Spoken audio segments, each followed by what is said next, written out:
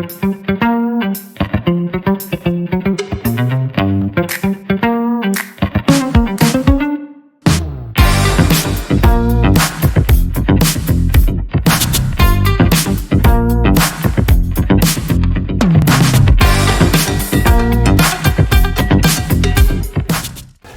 folks, I'm Jeff Crouere, Communications Director for the Louisiana Department of Treasury, and this is Inside the Vault. Very pleased to welcome our State Treasurer, the Honorable John Fleming. Dr. Fleming, how are you? Hey Jeff, yeah, I'm doing great, thank you. So we're going to do this periodically and update everyone on the activities of the Department of Treasury. It's been about 18 months, and how's it going so far? Well, it's going very well, Jeff, and man, 18 months. It seems like only yesterday that I was sworn into office. But a lot of water has flowed under the bridge, and I know we have a lot of good topics to discuss, but you know, our effort has been to make this a better state. Louisiana is coming from behind in the game against other states. We've made some progress, we've had some setbacks, but I think your Department of Treasury has been working very hard and accomplishing a lot of good things for Louisiana. We're doing our part, and so let's talk about it. Well, we are inside the vault here. This is a historic room that we're in. It was built about the time of the Capitol, 1932, and this is very nostalgic. I mean, there's some historic documents in here. Yes, indeed there are. They're actually signed by Huey Long himself.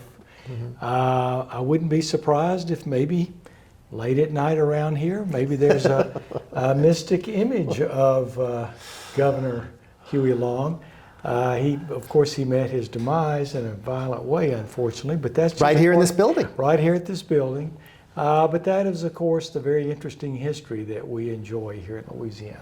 So we are visiting here in the summer, and we just concluded legislative session. You want to give us your overview about how that went? I would give the legislature a D on this. There were a few wins. But the legislature whiffed at a lot of good things.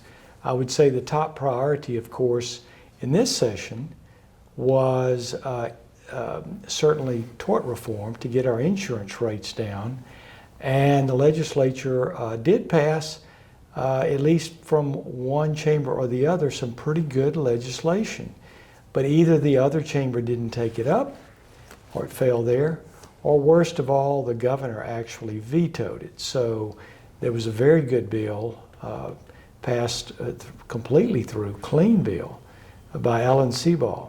And unfortunately, the governor vetoed it almost immediately. So those are some setbacks, but there were a couple of good bills that distributed fault beyond just one party and things like that.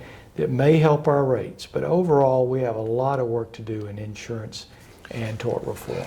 So two things from that, Treasurer. One is Louisiana is a state with a very powerful chief executive, right? Yes. So it's hard for the legislature really to accomplish anything without the governor, because the governor has line item veto. Yes. And a lot of these legislators are very worried about bucking the governor, right? Yeah, it works like that even in Washington. There's always a fear of the legislators in terms of getting chairmanships, in terms of maybe losing facilities at the Pentagon, which is a temporary residence here on the campus.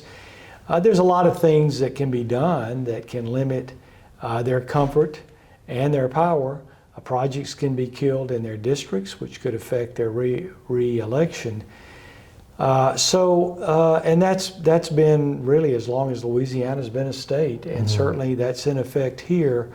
But you do see some who are patriotic and courageous who will buck those who may want to hold back progress, and so we certainly celebrate those.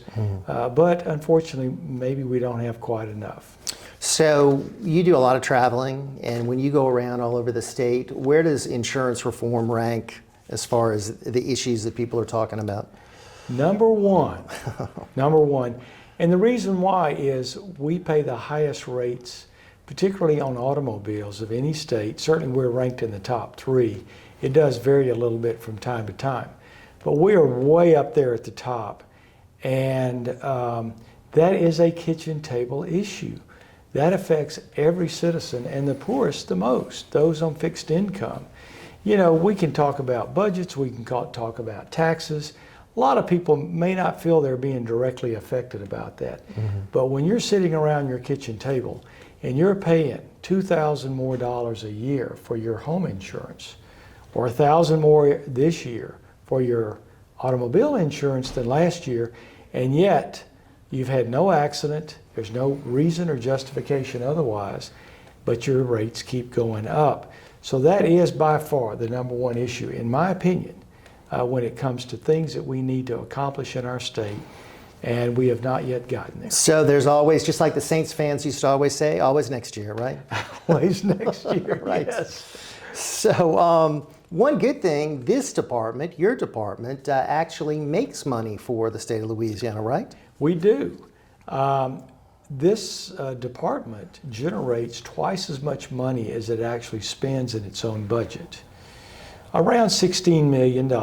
That's 16 million. And whatever's left over really goes back to the general fund. In fact, it works a little differently than that.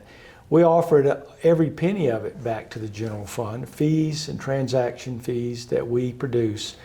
But our budget is controlled by the legislature, as it should. And but we don't need all of the money we generate. We only need maybe half. And if we can get that down more, we're happy to do that. We want to streamline government and make it efficient for our citizens. And that's a good thing, because state government has grown in the last 20 some odd years from $16 billion, and our last budget, I think, Treasurer, is $51 billion. Yes. That's a tripling of the budget in a time span where the population has been stagnant. Exactly. The growth of our budget has been twice that of inflation. And so, yeah, it floats around $50 billion a year right now. Yeah. There are plenty of opportunities to cut unnecessary spending, and certainly we've been working at that in several different areas. So let's talk about some of the different divisions of the Department of Treasury. One of them is your favorite, everyone's favorite. It's called Unclaimed Property. This is where you get to give people their money back. Yes. And tell our viewers how that works. Well, first of all, unclaimed property is really unclaimed cash. It's all cash. And it's money that for some reason was not utilized or taken or remain controlled in various institutions such as banks, brokerage houses. It could be other things. It could be inherited money. It could be tax refunds that never made it. It could be a deposit for your rental or something of that sort that makes its way by law to the treasurer. The legislature and the governor by law cannot touch it. We have 100% control of it, and we want to give it back. We don't want to use it. We don't spend it. But what we do is search for people who are owed that money. And one of the things that we've done in recent years that really has been a wonderful, I would say, reform and an innovative aspect has been we do a data match with the Department of Revenue, because they know every citizen, every tax-paying citizen in the state. They know their details and so forth. We'll match our data up with them. And most recently, actually this went out, I believe, May 31st, 143,000 checks amounting to $34 million. Wow. And this has given people their money back. So we are very proud of our department, and people really obviously love it when we give them their money back. Christmas came early. It does, and most people don't even know that they're owed money. And that's the reason why we say this. Number one in 6 Louisianans are owed money in unclaimed property, so it could be you. And then number 2 is all you have to do is come to our website, and it's lacashclaim.org, lacashclaim.org, and just put a little information about yourself, and you can claim it right there. So we highly recommend folks do that. Occasionally you'll go to events where you'll give out checks. That's got to be fun, right? It is. I've given out checks in the 10, 15, 20,000 range, and I love doing it and do a little photo op. Why do I do that? I do it because we want public recognition of what we're doing, so they too will seek their money because we don't want to keep it. Now you might say, well, what happens to the money if I don't claim it? Well, your heirs will claim it. Your children or your grandchildren one day will claim it. However, we do not give you the benefit of investment. So those dollars are shrinking every day you don't claim it. That's why we say it's urgent. Go ahead and claim it.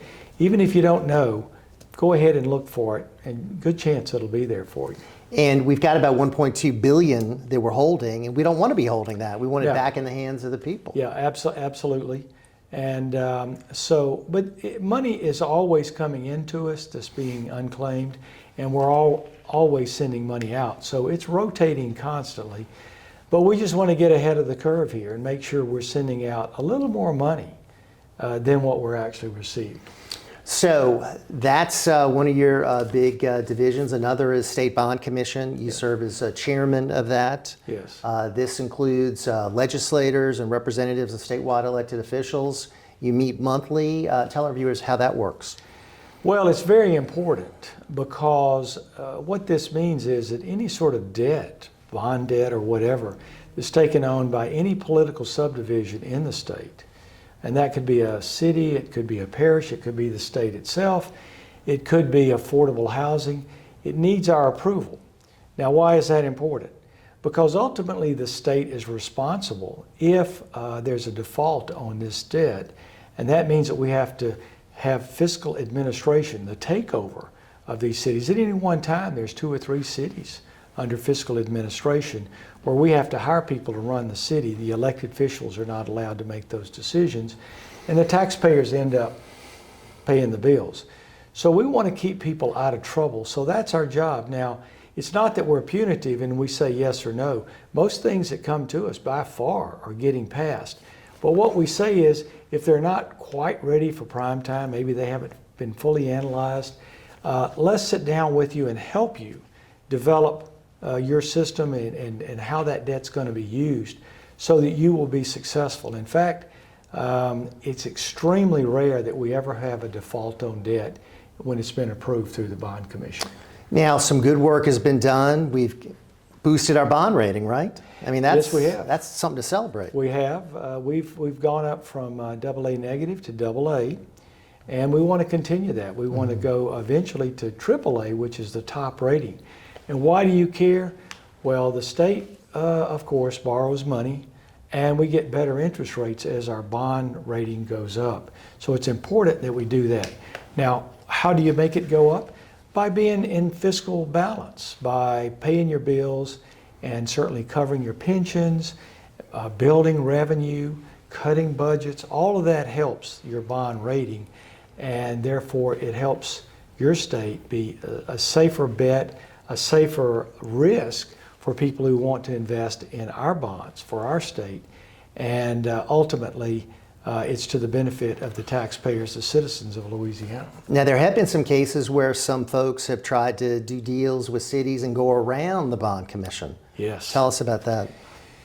Yes, unfortunately, there are, I would call them sort of payday loan sharks that attempt to go to these cities, particularly the ones that are in difficulty. And they say, well, look, what we're going to do is kind of a lease or a service contract. We're not going to actually lend you the money, but we'll fund it, and then we'll charge your citizens. And we've seen a number of cases that have turned out very poorly that way, and they deliberately go around the Bond Commission. And we've been battling against that with the Attorney General to put a stop to that, because that is, in my opinion, it's unlawful. The Constitution requires that anyone who takes on, that is, any political subdivision that takes on any obligation, meaning financial, that they have to come through Bond Commission. And they know that a lot of these bad deals won't be approved by the Bond Commission. That's the reason why they do it. But the interest rates that go with that are double, maybe triple sometimes, what actual debt would be. So we're battling with the Attorney General to solve. So these that cities, many of them get these deals constructed and then they can't pay, right? Exactly. They go, and in fact, a couple of them have ended in fiscal administration, as I spoke, and they just simply make a bad problem worse. They jump from the frying pan into the fire, And what we ask is, please don't do that. Come to us, let us help you. We want to make you successful. Another important role here at the Treasury Department is administering something called CEAs. Yes. A lot of people don't even know what that is, Cooperative Endeavor Agreements. Yes. You've got a lot of these, and we're talking about big money. Yes. Can you explain a little bit about that? Yeah, it's real simple. So when the legislature appropriates money, and it could be to any entity, it could be to a political subdivision, it could be to a non-governmental organization, that money, before it can go to them, has to be processed through a contract that we do here in the Treasury. So let's say money is going to a city in Louisiana. There has to be certain agreements made and certain officials signing the agreement. And it's just a contract to show how we're going to provide the money and what their obligations are. They're going to have to provide proof, receipts for those expenditures. And so that's the second step in the appropriation process. Once the appropriation is made, then we enact or certainly engage on a cooperative endeavor agreement. And then we hold them accountable if they don't provide us the receipts, the paperwork, the guarantees, the signatures, whatever are necessary for that. Then they either don't get all the money or they don't get part of the money, depending on certain situations. So this is, again, a position of integrity to protect the taxpayers of Louisiana, but at the same time to facilitate money going by legislative intent. We want the legislature and the governor to put the money where they want it to go, Right. but we have to ensure that it doesn't end up in the wrong place. And that the money that's been allocated, appropriated, is actually going to the entity as opposed to other folks that might be Yes. connected or Yes. political, et cetera. Well, things can happen. People can set up situations and do things dishonestly and pass the money on to other people. And that's why we have a legislative auditor who audits these contracts to be sure that we're doing our job and the entities that we are providing the money to do their job in ensuring that the money goes exactly according to legislative intent. And we are going to be working toward making this even more transparent for the public, right? Yes, we are. We are moving towards making it public information where you can see. Because you see, we can't know everything possibly. For instance, people who may be getting this money, are they inappropriately connected? Could they be family members, which is not allowed under law? And so it requires the public sometimes to give us the input, to let us know that something's not going awry here. So we plan to be, in the future, we're moving towards disclosing this publicly so people will know exactly what the legislature's up to and what the Treasurer's office is up to when it comes to spending their tax money. And that leads to the next subject, and it's all about transparency, right? You're a big proponent of transparency. Absolutely. We want the public to know where these dollars are going, which is why you were very pleased to get on board a new project, the School Transparency Project, Yes. that involved spending for grades K through 12. And this is an area that really wasn't part of Louisiana checkbook. People couldn't Right. really see where these dollars were going, and now they can. Exactly. It went live on March 31st. And what it does is it provides a complete transparency of all expenditures among all public schools and charter schools throughout the state. And we came across a lot of very interesting things. Money spent at bars, money spent on laptops that were personal. Car rentals, right? Car rental payments. Many different things that were really personal expenses. Now, I don't want to suggest that this is the majority. It isn't. These are really, I would say, a small minority of expenditures that we saw. However, because the public is looking in and because we're providing oversight and the legislative auditor is providing oversight, people know that their behavior and their decisions are being observed, and that people will have something to say about it. And that's what we call integrity. That keeps people honest. I mean, even honest people sometimes can be drawn into decisions that are not right and can make mistakes. And we just want to keep the process as honest and as open and to streamline cost and expenditures in government as much as we possibly can. So we highlighted some instances where some money was going toward areas that aren't education related, that aren't for the children. Yes. It seemed to be entertainment and things that probably shouldn't have been spent. Exactly. And there was some pushback, right? Yes, we got a little flack about that. We were told that the information was not correct. Unfortunately, they provided us the information, the schools did. So if mistakes were made, it was on their end. All we did is post it on the website. Mm-hmm. But if there is a mistake, no matter who makes it, we're always happy to make the corrections. But we also stay in contact with the media to make sure that, because the media, of course, is the bullhorn for information for citizens, and so that every citizen can't possibly take time out to go onto this website, even though it is very user-friendly, anybody can do it. But still, by engaging with the media, and they're very interested in it, they were able to show where there were areas that were questionable for abuse, not anything that would be considered criminal, but maybe inappropriate and a little too relaxed, and so we want to clear that up. But also we are bringing the legislative auditor into this as well to double check, because now that there is transparency on this, there could be a tendency for people maybe to not be honest about the actual line item expenditures and what they're for. So we will be auditing these to be sure that there's honesty 100% of the time. And again, this is a great public service. So people now know that the money allocated toward education is going to hopefully go to education. Absolutely, because ultimately that's what this is all about. We constantly complain, we've done this for years, teachers are underpaid. Well, they're going to be underpaid if we're spending too much money in non-educational areas. Too much money on administration, too much money on expenses. So this is really, in a certain way, a way to get pay raises for teachers, because the money needs to go to the classroom, and the teacher, of course, is the head of that classroom. Exactly. In our final few minutes, a few more areas I'd like to talk to you about. One is investments. Obviously, it's a challenging environment out there, but we've done very well as far as being stewards of state dollars and brought back a very good return for the taxpayers. Yes, we had over $450 million in return on investment. That's investing your money and some federal money too. So we're trying to stretch the dollars as much as we can, and we have a very good department that does the investments for us, but they're also under oversight and restrictions so that they can't do things that would be, let's say, speculative or dangerous. We stick to the rules very, very strongly. We don't want to offer up risk to our citizens. We want to only have good returns and stretch those tax dollars as much as we can. Yeah, that's excellent. And finally, you know, there has been something that has been created here at the state level called the Department of Government Efficiency. And we've sort of created our own Treasury Office of Government Efficiency, right? Yes, we have.